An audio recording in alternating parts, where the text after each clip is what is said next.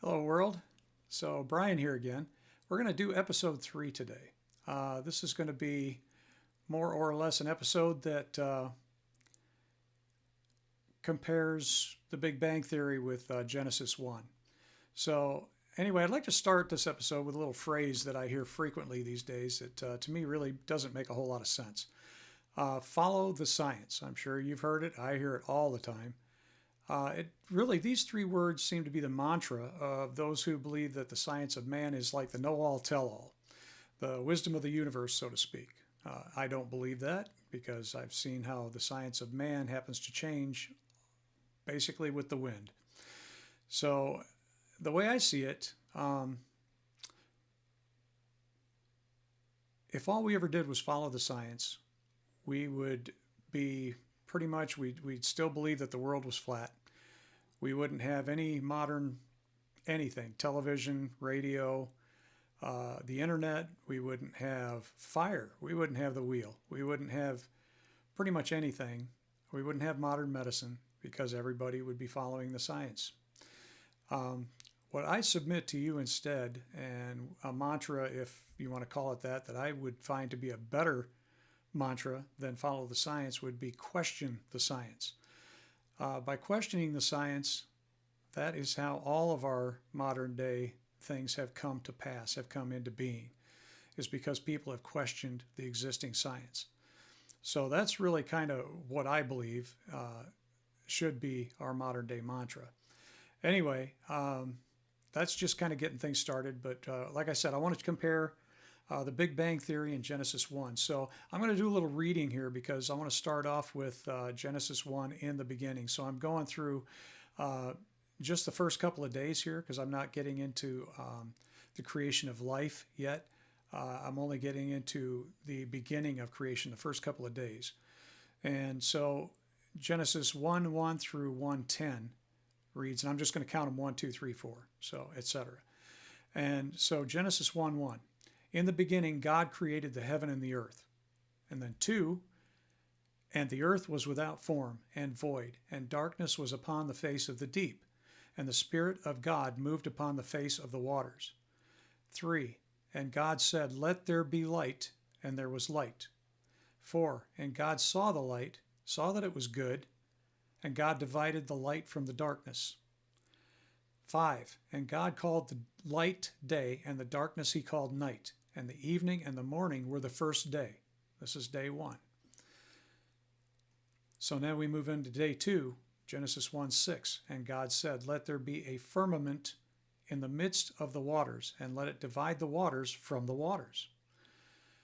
And God made, this is 7 now, and God made the firmament and divided the waters which were under the firmament from the waters which were above the firmament, and it was so. 8. And God called the firmament heaven, and the evening and the morning were the second day. So now the second day is complete. So now I'm going to go 9 and 10. So 9, and God said, let the waters under the heaven be gathered together unto one place, and let the dry land appear, and it was so. And then 10, and God called the dry land earth, and the gathering together of the waters he called seas. And God saw that it was good.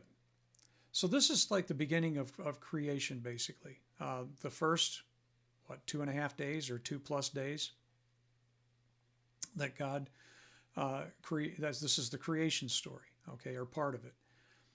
So this is actually somewhat of a simplified way of kind of explaining to mankind what God did to create our universe and everything in it. So kind of a way for mankind to better understand how it all came about and what God did to create it all. So to me, anyway, this just totally makes sense. I can understand that the universe required an intelligent designer, which, of course, in my mind is God, and many of us feel that way. Others feel that he's an intelligent designer, not necessarily the God of the Bible. I don't think that, but an intelligent designer nonetheless. And this would have been to create, the universe, even though I may not understand exactly how he did it, how the great God in heaven, if you want to look at him as a chef, I guess, mixed all these ingredients to come up with this masterpiece that he cooked up. So standard common sense tells me that it just simply couldn't have happened as some cosmic accident. That just simply doesn't make sense to me. So let's turn to the big, and also you got to look at the Bible as something that, and the creation story. Let's just take the creation story. This is something that right from the beginning, since it was written, has never changed. It's always remained the same. So you turn to the Big Bang Theory now, which was created by, the theory itself was created by Stephen Hawking and two other British astrophysicists back in the late 1960s. The actual initial conception of this came originally from Edward Hubble in the 1920s, and of course was later honed into the actual theory by Hawking and his colleagues. This theory, and I would like to stress here that this is nothing more than a theory, even though so many people believe it as fact, it's not. It is still only a theory. So this theory states that the Big Bang Theory states that 13.8 billion years ago, an infinite concentration of energy. So this huge mass of energy that that's come to be known as a singularity. Okay, so this singularity, which is basically just this tiny speck of energy, smaller than a pinhead, yet containing this infinite amount of energy, simply appeared as if by magic. Okay, in the middle of this nothingness. So nothingness being absolute nothingness. No, you have to imagine when I'm talking about nothingness, I mean that an infinite space of nothing. No molecules, no atoms, no gases, no matter whatsoever. Absolutely nothing. Just like, if you can imagine, just a stark slate of blackness. Nothing. Not even at the microscopic level. Absolutely nothing. So somehow this singularity, which would be matter, just appeared without any provocation by chance in this nothingness, which was non-matter, going basically against everything that science says as we know it, which science states itself that matter cannot be created from non-matter. So this whole thing absolutely makes no sense. This actually in itself negates the idea of the singularity just accidentally appearing in the nothing, that it simply couldn't have happened. It doesn't make sense that it could have happened. Where actually did this energy, this huge mass of pinpoint energy, how did it get there? If you can't create mass from non-mass or matter from non-matter, how did it get there? Mathematically, this really has never held any water either. It just simply doesn't make sense. So, since Hawking and his colleagues came up with this theory, it's gone through many different changes. Unlike the Bible, which has never changed, this has gone through all kinds of changes. They don't seem to be able to come to any conclusion as to how it got there, how it happened. None of it makes any sense, really. So, anyway, in order to make their math work, somebody, a couple of scientists, I think it was, I can't remember their names, came up with the concept of alternate dimensions or universes, multiverse, so to speak. This is kind of a newer theory that kind of ties into string theory and M theory, which ends up being like theories on top of theories, in a multiverse that can really only be proven in comic books and graphic novels. So the idea being here that there are many alternate dimensions that and that one of these dimensions could have possibly given a little rub up against our dimension or our universe, and in doing so rubbed off a little bit of its energy into our universe or our dimension. Still really, they're really reaching for this one. So this is what a lot of scientists believe actually happened, something like that. So it really, to me, it doesn't make sense at all. Common sense tells me this is insane, right? Like I said, the only time you hear about multiverses or dimensions, alternate dimensions doing stuff like this is comic book stuff. It really is. And yet, this is what scientists choose to believe over God, even though God makes all the math work. So, anyway, this supposed singularity, which appeared from nothing, um, then began to expand, according to the theory, like blowing up a balloon. So it wasn't according to the theory, it was not a big explosion like most people think.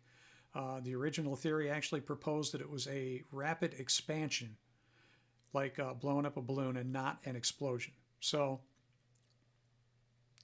anyway, out of all this, modern mathematics could not account for gravity itself, which is why the math has never worked. Gravity being so much a weaker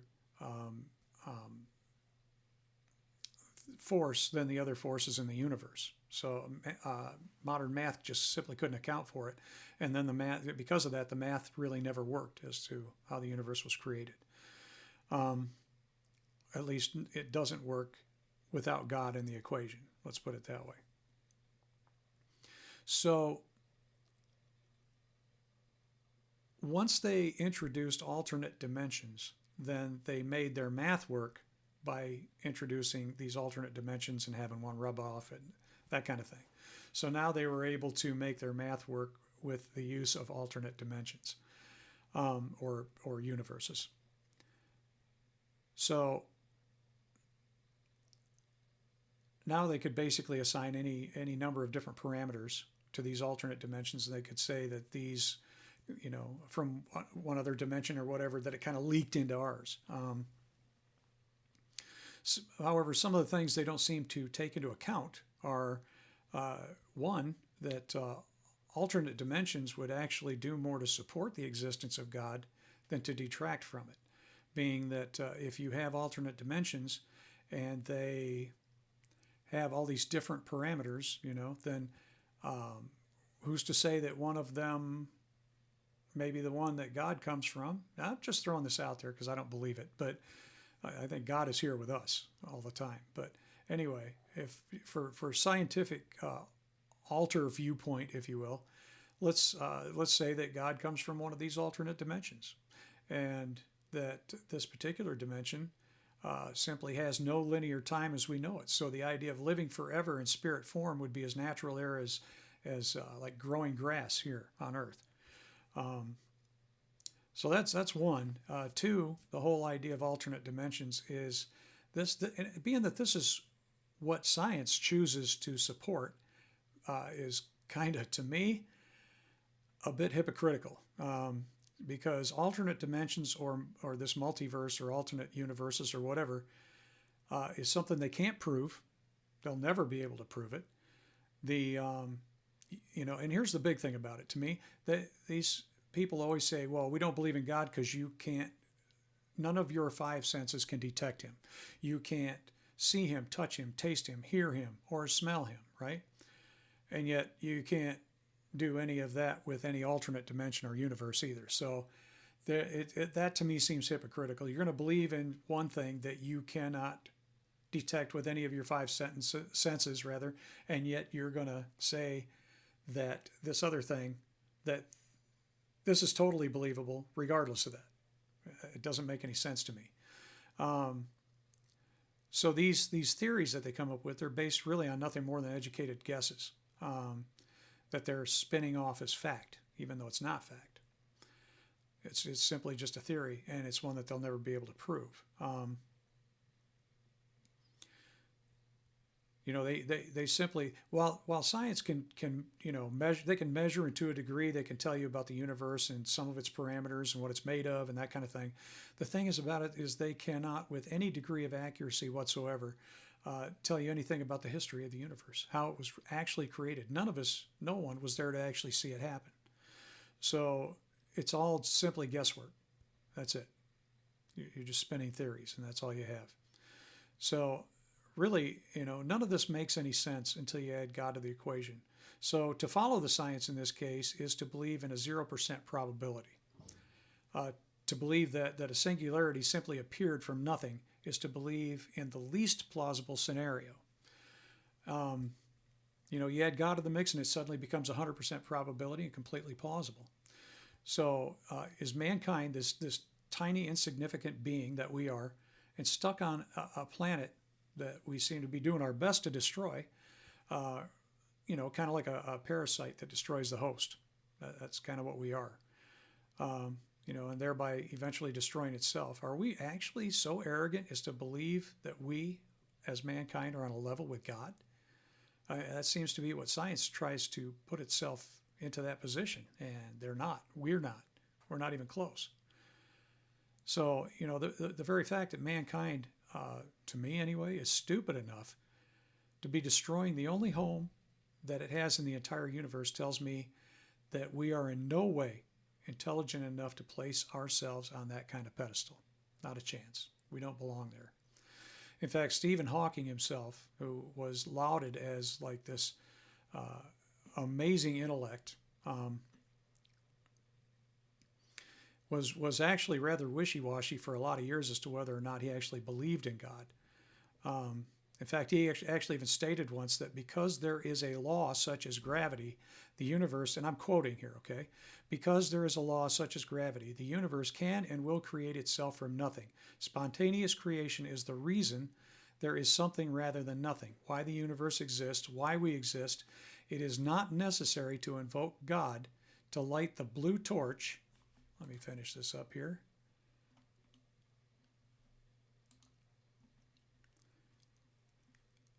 To light the blue torch paper and set the universe going. Now, from my viewpoint, I'm thinking that apparently Mr. Hawking did not get the memo, being that gravity is made up of gravitons, which are not nothingness, just like light is made of photons. Gravity could not magically create everything if gravity did not exist. That's what I'm saying. Gravitons cannot exist in nothingness. So it doesn't really matter. Nothingness is nothingness. There are no gravitons, no photons, no mass, no matter, no anything. Okay? So gravity didn't exist. It didn't magically appear any more than this singularity did. So what he's saying here makes no sense. It really doesn't matter, and the bottom line is it doesn't matter what stance you take on this. The process had to begin somewhere. Okay? You can't create matter from non-matter. So even if by some near 0% chance another dimension happened to rub off on our dimension, creating this singularity that got the process here started, how did it begin in that dimension? There had to be a beginning, and science simply can't explain it away to dimensional spice rub, if you will. So it makes no sense. None of it makes sense. They're trying to come up with anything that they can to try and explain away God and make it so that they have some kind of a leg to stand on based on 0% probability. It makes no sense. So I put this to you then. Follow the science and believe in a 0% probability theory, or question the science and come to your own conclusions based on common sense and those things you know to be true. Now, I can't say for absolute fact that any of my conclusions are true. Who knows? I can say, however, that I certainly believe one holds much more water than the other. Sir Arthur Conan Doyle, through Sherlock Holmes, stated, "When you have eliminated the impossible, whatever remains, however improbable, must be the truth." So you decide for yourself. So next time around, in episode 4, we're going to visit creationism versus evolution. I kind of think you already know which way I lean on this subject, but I'll explain why I lean that way in the next episode. So until then, be safe, be kind to others, love your family, your friends, and those around you, and love God and His only begotten Son, Jesus Christ, Yeshua. Until next time, you guys have a wonderful day. I love everybody. Take care. Bye-bye.